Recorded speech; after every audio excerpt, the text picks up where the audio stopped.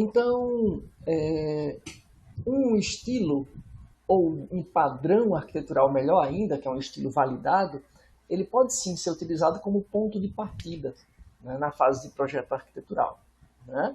Mas também pode ser utilizado como um checklist para você ter certeza que aqueles requisitos de qualidade foram atendidos, né? Então, quais estilos favorecem tempo real? Aí você olha, eu estou usando algum desses estilos? Não, onde é que eu posso usar? Será que eu posso usar algum deles? O que é mais crítico aqui em termos de execução? É isso aqui. Será que eu poderia usar um estilo baseado em eventos aí? Aí você vai analisando e até ajudando a fazer uma espécie de checklist, né? E como maneira de organizar o trabalho em equipe, como uma maneira de identificar componentes candidatos, você vai perceber que precisa ter um componente para tratar os eventos, ou precisa ter um componente para avisar, né, a atualização de dados, como uma espécie de blackboard, por exemplo, dependendo da sua arquitetura. Então começa a te dar sinais ou ajudar também no projeto do sistema, né? Também na definição de vocabulários, né, para a equipe, para facilitar a comunicação. Vamos usar um exemplo para a gente ilustrar melhor essa questão, né, do projeto arquitetural, né? Não é a aula de desenvolvimento centrado na arquitetura que a gente vai ver, não hoje, mas em outro momento, né, na sequência.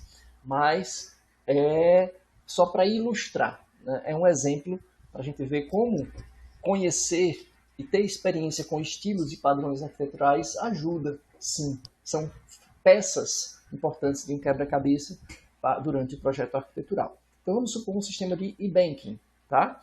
Um sistema de e-banking que vai se preocupar com, por exemplo, né, com acesso ao banco virtual, né, ao internet banking, transferência, né, Pix, seja lá o que for, né?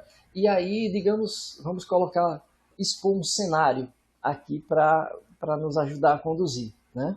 Então é um sistema que o banco tem dificuldade de implementar atualizações, digamos que o Banco Central desse país, né, que é o caso do Brasil também, atualiza regras financeiras com certa frequência, né, com impostos novos, impostos, né, que deixam de existir, e etc. E o banco não tem equipe de desenvolvimento, né? Então o banco quer que as alterações sejam feitas por economistas, por especialistas, né, no domínio e não na programação. Então já exige um requisito de manutenibilidade, facilidade de evolução, facilidade de manutenção. Outra característica desse sistema é o fato do banco já ter um sistema legado atual, né, feito em COBOL e etc. E deseja que esse Internet Banking utilize as funcionalidades base ou básicas, pensando assim, existentes no sistema legado, né, para que não se mexa no que já funciona há muitos anos. Então, funcionalidades que alterem os dados das contas bancárias, façam efetivamente as retiradas de dinheiro, os aportes ou depósitos de dinheiro, que seja tudo isso feito usando o sistema legado, né? Porque já funciona há décadas e, nesse cenário hipotético, o banco não abre mão de utilizar, por questão de segurança, né? De confiança no que já funciona. Então, o nosso ciclo que iremos utilizar nesse exemplo, né, simples de projeto arquitetural é selecionar um estilo ou um padrão ou uma combinação de estilos para iniciar o nosso ciclo de refinamento. Então, a partir desse início, a gente segue refinando com o olho nos requisitos do sistema, né? Tanto os requisitos pensando em módulos do sistema, módulos lógicos, como principalmente os requisitos de qualidade, até chegar a uma arquitetura que a gente considere final, e essa arquitetura final seria avaliada, né, usando um processo de avaliação dinâmica, como por exemplo o ATAM, que veremos aqui na disciplina, né? O Architectural Trade-off Analysis Method, né? Veremos em outra aula. provavelmente em seminário, na verdade. Né? Então, aqui nós temos uma arquitetura inicial. Então, é um sistema web, é um Internet Banking. Então, se é um Internet Banking, a arquitetura clássica, o estilo arquitetural clássico da web é o cliente-servidor. Então, partimos de uma arquitetura cliente-servidor, de um estilo arquitetural cliente-servidor. E aí sim vamos refinando. Então, primeiro, há uma necessidade de uma separação explícita entre os dados e a minha aplicação. Então, a separação entre dados e aplicação é uma necessidade, é uma exigência. Já existe um servidor de banco de dados, né? E esse servidor de banco de dados precisa ser integrado à minha aplicação. Aí, note que tem requisito no Internet Banking que a interface tem que ser personalizável de acordo com o cliente, por isso que foi criado também um diálogo aqui, para que cada cliente possa personalizar a forma de interagir com a sua interface. Né? E aí continua o refinamento. Note que continua sendo o cliente-servidor, só que agora o servidor teve uma separação em camadas. Né? Teve mais uma decisão de projeto. O diálogo que estava no lado do cliente foi transferido para o lado do servidor. Isso tem um impacto. Né? Quer dizer que o arquiteto preferiu que a experiência do cliente fosse única, independente dos dispositivos que ele tiver. Então, uma vez que ele definir as regras de diálogo, isso aí vai ser levado, armazenado do lado do servidor, e tanto faz ele acessar de um computador ou de outro, ou do celular, essa configuração do diálogo dele vai ser preservada. Né? É um diálogo único, independente da interface cliente que ele esteja acessando. O diálogo foi transferido para o lado do servidor. Foi uma decisão, poderia não ser o caso. O banco deseja facilidade de evolução. Note que a aplicação foi quebrada em 3 partes. Né? 2 delas chama-se sistema e negócio, né? E uma chama-se core. Né? O que poderia ter motivado, né, essa evolução do sistema? Olha, o arquiteto, primeiro, ele quis separar o que é legado, o que é core, do que é novo, do que é código novo, sistema e negócio. Tá? Então, o que é core é o que acessa os dados. Então, a única coisa que vai alterar dados e acessar dados é o legado, é o que já existe. Que o banco não abre mão disso. Mas, no código novo, resolveu-se quebrar a aplicação em 2 partes, em sistema e negócio. Em outras palavras, algumas funcionalidades da aplicação nova vão ser apenas wrappers ou embrulhos, né, ou adaptadores das funcionalidades já existentes no core. Então, vão continuar sendo funcionalidades básicas do negócio.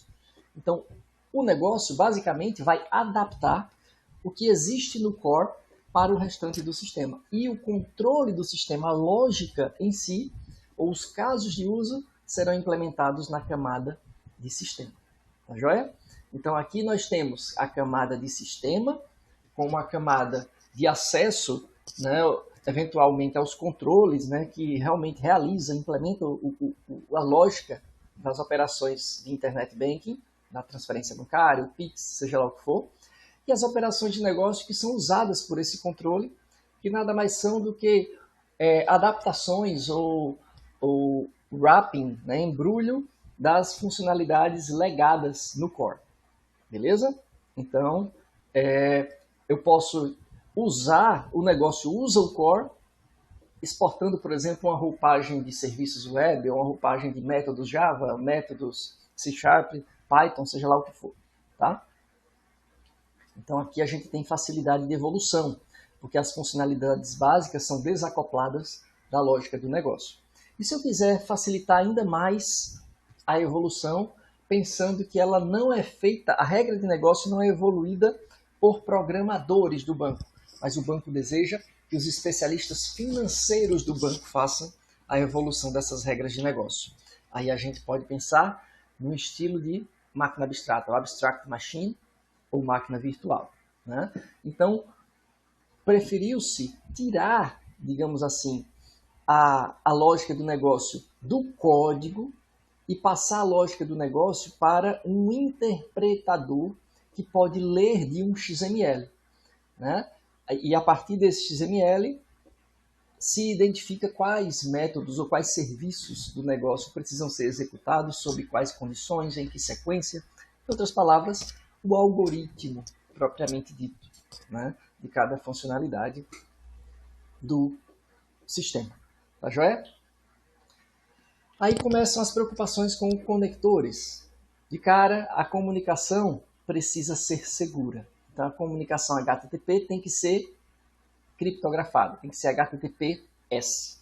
O meu conector é HTTPS, tá? É cifrado.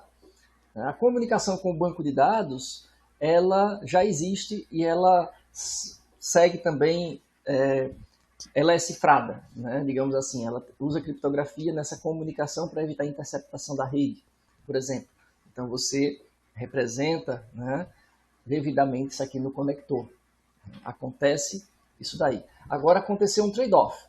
O cara queria desempenho. Desempenho, cara, com tanta indireção, criptografia em 2 camadas e ainda mais máquina virtual, uma separação aqui.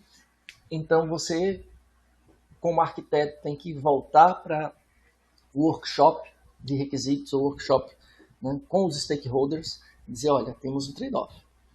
Ou a gente reduz o número de camadas para ganhar desempenho, mas vai perder facilidade de evolução. Pode perder também o diálogo flexível. Pode tal a gente uniformizar o diálogo com todos os clientes, ou levar isso aqui para a camada do cliente, ao invés de deixar no servidor, porque senão vai perder desempenho. E aí você começa, né, até, criptografia é outra coisa que perde desempenho. Então, se tirar, vai perder segurança. Vai ter o trade-off. Aí o banco diz, sabe de uma coisa? Deixa do jeito que está. Né? Não priorize o desempenho. Né? Tudo bem. Ficou do jeito que estava. Escalabilidade. Olha, o servidor, ele aguenta 2.000 requisições simultâneas, mas o banco quer que isso cresça até, sei lá, 10.000 acessos simultâneos, ou 20.000, ou 100.000 acessos simultâneos. Então, se você quer esse crescimento, você precisa de um conector que tenha distribuição de carga, né? Para justamente permitir distribuir aquilo que é o gargalo, aquilo que ocupa mais recurso do servidor de aplicação. Então, um estudo da arquitetura, né, identificou que o que contém a maior parte do processamento, né, você pode simular ou deixar executando, né, com eventualmente uma monitoração dos processos que estão sendo executados, e percebeu-se que do sistema até para baixo, né, do sistema, principalmente sistema e negócio, essas 2 camadas da aplicação nova, né, junto com a máquina virtual, então as 3 camadas, elas concentram a maior parte do processamento. Então percebeu-se que seria interessante distribuir carga. Em outras palavras, permitir a instanciação dessas camadas lógicas em múltiplas máquinas e esse conector distribuir carga entre essas várias instâncias, né, que podem ser instanciadas sob demanda, à medida que for necessário, né, que demandar mais acessos simultâneos. Né. O sistema legado está em uma máquina separada, por questão de segurança, restrição de segurança que o banco impôs. Então, existe um conector que o negócio precisa, né, para conversar com o sistema legado que está em um mainframe separado, por exemplo, né, do servidor web, até por questão de segurança. Se invadir o servidor web, não tem acesso à aplicação do sistema legado. Né? O banco tem alguns utilitários para verificar CPF, verificar, digamos assim, Serasa, SPC e etc. E esses utilitários precisam ser reutilizados em vários pontos do código. Né? Então, criou-se uma tabela ortogonal, né? Uma tabela utilitária que é, digamos assim, acessível por todos do lado do servidor. Né? Certificador digital e etc. Né? Log de auditoria e assim sucessivamente. Né? Então, só para ilustrar como uma arquitetura foi sendo especificada, dirigida pelos requisitos de qualidade. Né? Os requisitos do sistema, tanto funcionais quanto de qualidade, mas principalmente pelos de qualidade. fechando nossa aula, né? Sistemas de software estão presentes em toda parte, inclusive em dispositivos e recursos críticos, né, que interferem diretamente na vida do ser humano. Então é necessário que a gente tenha uma preocupação especial com a estruturação desses softwares, com a arquitetura de software. A gente sabe que a arquitetura, apesar dela ser feita antes de se ter decisões de codificação, né, as decisões arquiteturais normalmente têm um impacto considerável nos requisitos de qualidade. Inclusive, mudar a arquitetura pode se tornar muito caro no futuro do software por conta disso, né? Então, o uso de redundância estrutural pode ajudar a tolerar falhas, pode ajudar a aumentar a escalabilidade, pode ajudar a aumentar a disponibilidade, dependendo da redundância de links dos conectores, links de internet, redundância física dos servidores também, por exemplo. Então, é importante considerar a arquitetura de software para guiar todo o processo de desenvolvimento desse tipo de sistema, né? É o que a gente vai conhecer como desenvolvimento centrado na arquitetura a partir das nossas próximas aulas. Tá joia?